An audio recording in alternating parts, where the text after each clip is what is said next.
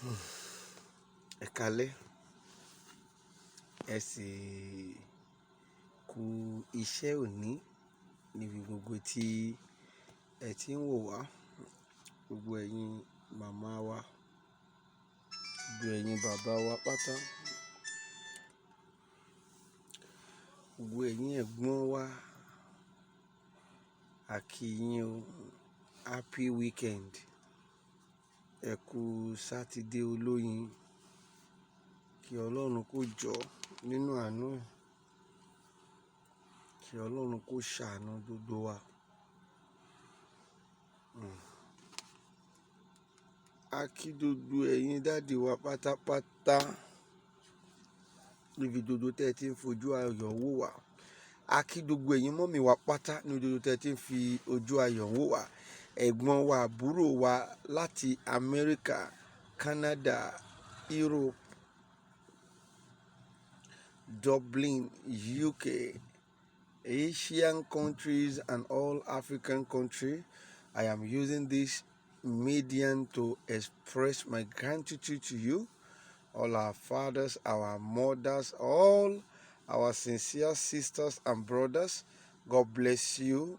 May the Lord continue to keep you till the end in the mighty name of Jesus Christ. Èmi ọmọ yín tòótọ́, bàbá confam JP. Èmi náà ni ṣẹ̀fálẹ̀ gbóhùn mi lẹ́nu ọjọ́ mẹ́ta yìí. Ó fẹ́ jẹ́ kó yé yín pé ohun tí Olúwa bá sọ, òun lèmi ń tẹ̀lé o. Bólúwa bá ní kí n move, màá move. Tó bá ní dúró, màá dúró. Nǹkan tẹ́ ẹ ṣe rí pé mi ò tẹ́ nìyẹn látijọ́ tí mo ti ń ṣe fídíò. Ẹni tó dẹ̀ jáde nígbà tí mo ṣe fídíò ẹ̀ tó padà bú mi, tó fojú ara yé rí pé kàkí nóbì lẹ̀dá. Tó pé mi kì í dárúkọ èèyàn láì jẹ́ pé Ọlọ́run ló ní kí n dá. Ọ̀pọ̀lọpọ̀ máa ní I am using that word to threaten people. Forget about it. Mi ò threaten èèyàn kankan. Ohun tó dé mi lójú tó á dà, òun lèmi sọ. Kò yí ẹni. Ibi tó yí etí ẹ tó pin sí ló ṣe pé báwo ni wọ́n máa fi àwọn ọ̀rọ̀ wọ́n máa fi threaten èèyàn. No! Ṣẹ́ni tó hùwà ìbàjẹ́ tí mo sọ nípa ẹ̀. Did I threat such person? Mi ò dẹ̀ ní déédéé pe orúkọ èèyàn láì jẹ́ wípé ẹni tó rán mi níṣẹ́, láì jẹ́ pé Ọlọ́run sọ pé kí n pè. Tí bá dẹ̀ ti pè mi ò ń tẹ́ nínú ẹ̀. Ojú ò ní ti gbogbo yín, ẹ ṣé gan ni. Ẹ̀yin mọ́mì, ẹ̀yin dádì, ẹ fi ọkàn yín balẹ̀ o. July 3rd will come and it will go. So, we have been praying on July 3rd. I have been praying seriously on July 3rd. Mo ti ń gbàdúrà gidi gan láti gbọ́ ìtọ́ni Ọlọ́run lórí ọ̀rọ̀ July 3rd. Ẹ fi ọkàn yín balẹ̀, kí n sọ fún yín dáadáa. Ẹ má jẹ́ kí gbogbo ohun tí gbọ́ yìí sọ yìí tí wọ́n ń sọ, ẹ má jẹ́ kó kó ìbẹ̀rù wá sínú ọkàn yín. Àwọn kan pè wá, bàbá ẹ lọ káńsù ọjọ́ yẹn. Mo ní káńsù ọjọ́ wo? Ọjọ́ tó Olúwa sọ. Èmi kì í báyàn ń ṣe nǹkan tí máa fi tẹ́ lọ́wọ́ ẹni tó rán mi níṣẹ́ o. Bàá tí múlẹ̀ká rábì olèká fàá sádọ̀rọ̀. Mi kì í bá ènìyàn ṣe nǹkan tèmi máa fi tẹ́ lọ́dọ̀ Ọlọ́run tó rán mi níṣẹ́. Olúwa ló dá ọjọ́ yẹn. Ohun tó bá máa wá ṣẹlẹ̀ nínú ọjọ́ yẹn, ó yí Olúwa. Ẹ wá yẹ ká fi ọjọ́ yẹn sílẹ̀ fún Ọlọ́run ká máa wòran ohun tí Ọlọ́run fẹ́ ṣe. Ṣùgbọ́n ẹ fi ọkàn yín balẹ̀. Ẹ má jẹ́ kí gbogbo ohun táwọn èèyàn ń sọ lọ́tùn lósì, àwọn rúmọ̀sì oríṣiríṣi, èmi máa ń jẹ́ kó yé yín. Ọ̀pọ̀lọpọ̀ wa ohun ènìyàn là ń gbọ́, a ò fẹ́ gbọ́ ohun Ọlọ́run. Gbogbo ìdáwà ń sọ yìí, etí ẹlòmíì kò jẹ́ nǹkan kan, irọ́ gidi kan. Bàbá yẹn ṣùgbọ́n ibi tó bá ti máa ń kó ìpayà wá, wọ́n máa pa wọ́n o, wọ́n máa ṣá wọn o, wọ́n ti wà ní Bọ́ládé o, wọ́n ti lọ ra aṣọ wa o, àwọn kan náà ti lọ pín aṣọ wa o, kọ́ bá wọ aṣọ Oòduà, kò sí wàhálà. Ìkọ̀kan náà ni wá nìyẹn. Oòduà lòdùà ń jẹ́. we don't fear anybody. Listen to me. Èèyàn kan tiẹ̀ tún pè mí, ó ní bàbá, kí ló dé tí ẹ ò ṣe announce kẹ lọ ní kí n pe àwọn ọ̀gá wa lókè tẹ́ ní commissioner of police ó sọ wípé wọn ò tí ì fún wọn lẹ́tà. Mo ní wẹ́, kì í ṣẹ́nu tèmi lèmi tó tún máa gbọ́ yẹn. Irú nǹkan bẹ́ẹ̀ ò lè jáde lẹ́nu àwọn tó ń pè ní akin ènìyàn. Kó bá jáde lẹ́nu mi, kí ló ó mọ táwọn èèyàn máa padà máa sọ náà ni, ṣé bàbá yìí tiẹ̀ tó ń bẹ̀rù ọlọ́pàá? Wọ́n sọ fún wọn nìyẹn. Ṣé èmi ò nídìí yẹn, mi ò nídìí láti jẹ kí ló kàn wá pẹ̀lú yẹn. Aláfẹ́jà oníkà máa ìfọ́ọ̀mù ọlọ́pàá, kí ló fẹ́ ìfọ́ọ̀mù ọlọ́pàá fún? Aláfẹ́ kógun oníkà ló máa ìfọ́ọ̀mù ọlọ́pàá, ṣé pé nǹkan mi ti ń ṣe ọpọlọ ẹ? So many Yorubas, they are not ready for the task ahead. À ń sọ pé Afẹ́jà ṣó lérò ipò ojú lásán ló fi ń gbọmọ lọ́wọ́ èpùrọ́ nígbà tẹ́yìn màmá wa gan tẹ́yẹ pé òwe àwọn àgbàlagbà ẹ ti sọnù, ẹ ò mú lò mọ́. Tó bá pé ẹ mú àwọn òwe yìí lò ní, ẹ mọ ohun tí ó yòónú gangan. Sànlá Afẹ́jà ẹni ọlọ́pàá ní UK lẹ́tí lè ṣe yẹn, Amẹ́ríkà lẹ́tí lè ṣe yẹn, tẹ́ bá ti lọ kọ̀wé fún wọn, wọ́n máa honour ẹ̀. Ní Nàìjíríà yìí, they are not ready to honour it. If you like, let all the kí bàbá wa kọ́ lọ kọ letter 100, they will not honour the letters. Ìgbà tó máa sọ pé àwọn ò ní kẹ́ ẹ ṣe náà ni. Aláfẹ́ bá àwọn èèyàn jà, ẹ sọ pé ẹ kàn máa kọ̀wé síta, kí ló kàn wá pẹ̀lú wọn? Ohun ojo ní tẹ́mi bá ṣẹ̀ṣẹ̀ ń pe bàbá Sunday Igboho, bàbá ẹ jẹ́ ká lọ kọ̀wé sọ́lọ́pàá o, ká lọ, kò sí nǹkan tó kè mí lókè lọ́wọ́ wọn mú un tó jẹ́ kí wọ́n ṣe.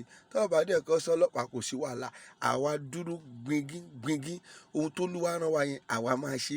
On the 3rd of July, wàláì kò sóhun tó máa ṣẹlẹ̀ nítorí pé a máa jáde tán, wàláì a máa ṣe kí ni, a máa jáde tán sórílẹ̀. Àwọn aṣọ tá a ti lọ, àwọn aṣọ yóò rí, àwọn aṣọ nìyí, a ò gbowó lọ́wọ́ ẹnikẹ́ni, a ò dẹ̀ announce ẹ̀ síta.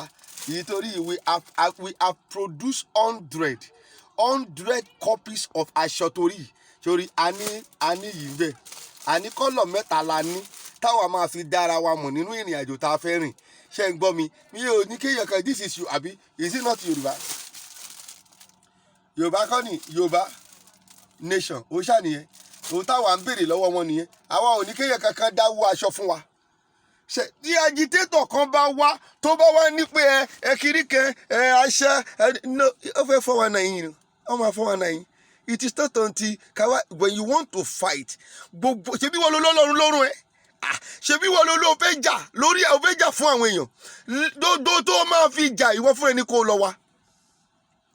Kí wọ́n máa pe bàbá Sunday Igboho sí, bàbá kìíní kan a máa ní ìdí aṣọ, a ní ìdí fìlà, a ní ìdí ẹ̀wù. Ọpọlọ mi ti ní ṣù nìyẹn. Ṣó jẹ́ kí irú yẹn ti ẹnu tèmi jáde? Aláfẹ́ jà, a ní ìlú torí iṣẹ́, a ní kò wọ́n mọ́. Oníkálukú will do his own part. Agitator or no agitator, tó bá l'agitator ni ohun tó ń sọ ni pé ó ká pọ́n dúdú tó fẹ́ ṣe ni. Ẹ máa bẹ̀yàn, ẹ jọ, ẹ máa owó aṣọ, owó bàtà, owó kámẹ́rà, owó orí, owó ọrùn. Ẹ ṣe já wọn tá a gbé sókè tó wà ń bẹ̀ kí wọ́n máa ṣe nǹkan wọn. Àwọn ló jẹ́ kí wọ́n máa bèrè gbogbo yẹn. Nígbà tí irú àwa Yorùbá wa ń lanu lórí prógámù ká máa ní àmà nídìí aṣọ tá a fẹ́ wọ̀ fún on the 3rd of July, ṣe pé ẹlẹ́sìn ni wá nìyẹn. Àwa ò dẹ̀ jẹ́ ẹlẹ́sìn, a ò béèrè kankan lọ́wọ́ ẹnikẹ́ni. Ṣùgbọ́n síbẹ̀síbẹ̀ à ń dúpẹ́ lọ́wọ́ gbogbo ẹ̀yin ọmọ Yorùbá gidi tẹ́ ń ṣe gbogbo tó jẹ́ kẹ́ ẹ ṣe lórí pé kí fídíò wa máa jáde gbogbo ìgbà. Ìkíní, a dúpẹ́ lọ́wọ́ àwọn tó ń sẹ́ndì dátà. Ìkejì, a dúpẹ́ lọ́wọ́ àwọn tó ń sẹ́ndì kírẹ́dìtì. Ìkẹta, a dúpẹ́ lọ́wọ́ gbogbo èyí tí ẹ ò jẹ́ ó dúró sójú kan tẹ́ ń ṣíà ẹ̀ kiri. Nítorí pé tí èmi ò bá ti dúpẹ́ nínú ọkàn ìwọ tó ń wò mí gan, á máa dàbí pé ọlọ́ṣà ti kó ẹ lẹ́rù lọ ni. Ọlọ́ṣà ò dẹ̀ ní kó yín lẹ́rù lọ. Ẹ fi ọkàn yín balẹ̀. On the 3rd of July, Olúwa ló sọ, kì í ṣe ti ènìyàn. A jókòó dáadáa, a gbàdúrà dáadáa. Lolúwa fún wa ní ọjọ́ yẹn. 3rd of July béèyàn kan bá lòun bọ́ta ádá ó fẹ́ wá kọlu olúwa ni ó gbọ́ bó ṣe kọ́ ni wọ́n ní ológun lolúwa ológun lolúwa olúwa ni orúkọ rẹ̀ ológun lolúwa ológun lolúwa ológun lolúwa olúwa ni orúkọ rẹ̀ ológun lolúwa. So therefore ẹ jọ̀ọ́ yín màmá wa ẹ yé listing sí àwọn ìròyìn játijàti mo ti sọ several times tẹ́ ẹ bá fẹ́ gbọ́ ìròyìn gidi ẹ lọ sí Koiki Media TV ó wà lórí Facebook ó wà lórí YouTube ẹ lọ síbẹ̀ kẹ́ lọ gbọ́.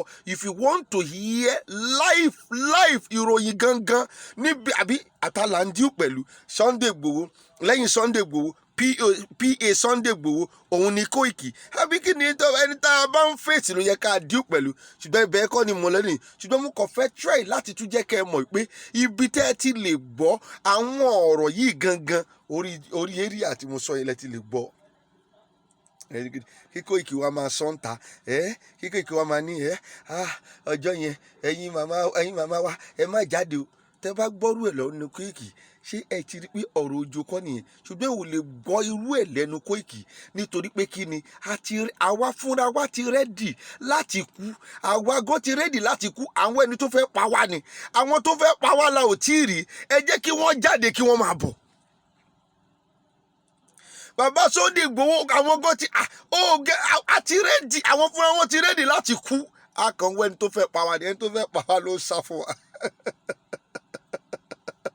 ẹni tó fẹ́ pa wá ló sá fún wa ọ̀dẹ̀ máa sa tó pé àwa kọ́ lọ́ máa pa igba ni wọ́n ń pa wọn kì í parú àwa ṣe ń gbọ́ mi wọn ò lè rí wa pa wọn ò lè rí Sunday Igboho pa wọn ò lè rí bàbá Confam pa wọn ò lè rí Koiki pa gbogbo àwọn agitator tòótọ́ tí wọ́n dúró lórí òtítọ́ ni o tí kì í ṣe nítorí pé ohun tí wọ́n fẹ́ jẹ ni wọ́n ń bá kiri tó yẹ pé lórí òtítọ́ ni wọ́n dúró sí wọn ò lè pa wọn.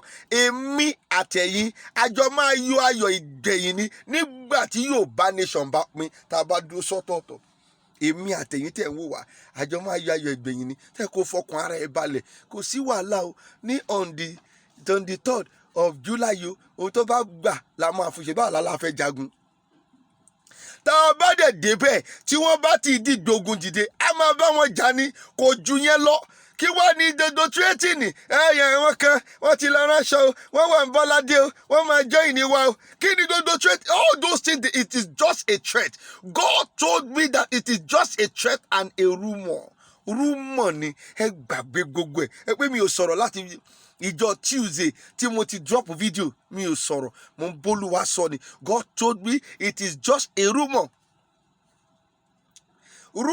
ni àti threat lásán ẹ fọkàn yín balẹ̀ ṣèbá àlàlà fẹ́ jà tàbá dẹ̀ débẹ̀ nǹkan méjìlá ń bá lọ sójú okùn ìdá ká padà wálé ọ̀ká má padà wálé ìwọ ni ẹ máa pariwo ṣé tí Yorùbá bá ń lọ báyìí a ò ní lè jagun tí Yorùbá bá dẹ̀ ń lọ báyìí inú ẹrú la máa kú sí tí Yorùbá bá ń lọ báyìí kí n sọ fún yín àwọn tẹ́ ń bá fà á kan máa wí pé ọ̀dẹ̀ ni wọ́n. Those are their strategy. They will come out to say báyìí làwọn ṣe máa ṣe ń jọ yẹn wọ́n ti mọ̀ pé ọ̀lẹ lẹ́yìn ẹ̀yìn asásẹ́yìn àwa ti mọ strategy wọn ni wọ́n plan jáde yẹn tó ń pariwo kiri àwọn máa ṣe wọ́n léṣe àwọn máa ṣá wọn dànù àwọn máa ṣe dá àwa gan rédíò tó máa ṣá wa àwọn tó máa ṣá wa là ń dóde àwọn tó máa gún wa là ń dóde àwọn tó máa yìnbọn là ń dóde ẹ lọ gbàgbé ẹ ìkó tó lè win ní àwọn èèyàn yìí nìyẹn by the time tó jẹ́ pé ìwọ tí àwọn èèyàn ń wò wípé ìwọ tó yẹ ká bọ́ ọ̀rọ̀ rere lẹ́nu ẹ kó wá bẹ̀rẹ̀ sí ń sọ̀rọ̀ ojo ẹ má jáde o ẹ̀yin màmá wa aṣọ kínní ó ti lọ káṣọ àwọn kan ti bẹ̀rẹ̀ sí ń lọ wọ aṣọ wa o òní on the 3rd yẹn àwọn kan ti wà ní Bọ́ládé o àwọn kan wà ní Òṣòdì o àwọn kan kí ló kàn wá pẹ̀lú yẹn kò sí ìyí tó kan àwa pẹ̀lú yẹn o ẹ jọ̀ọ́ ẹ jẹ́ kí a fi ohùn ṣọ̀kan síbì kan o bàbá mi máa ń sọ fún mi wípé àní ẹnu kan ló fi ń tọmọ ẹnu kan ṣoṣo ló fi ń tọmọ ọkàn ló fi ń tọmọ ó di méjì bọ́mọ bá sìkì báyìí dojú kú bàbá máa níwò ọkàn ló fi ń tọmọ tó bá sìkì ó máa jí.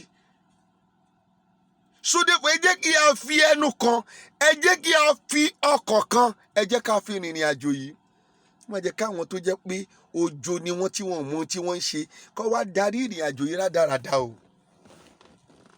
a ò dẹ̀ ní gbà.